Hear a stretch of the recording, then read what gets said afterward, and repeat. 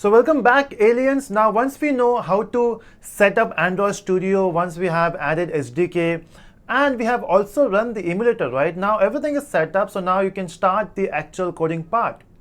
Now from where we should start? So we have done with Hello World, that's the inauguration of the code, right?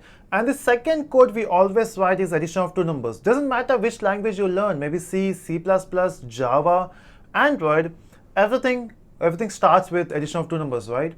Now why this code is important, because in this you learn about different variables, how to take input from user, how to give output to the user, and that's why we do addition of two numbers, right? So in this video we'll see how to add two numbers. So we require two text fields, we require two labels, we require a button where you will provide the event, and then you can see the output, right?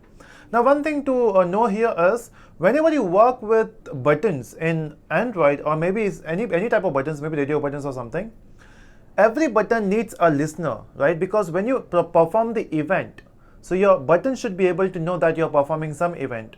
And that's why you have to provide the listener.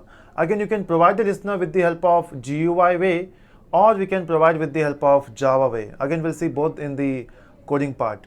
Okay, so that's the thing you should know, and we'll start with the coding now. So thank you.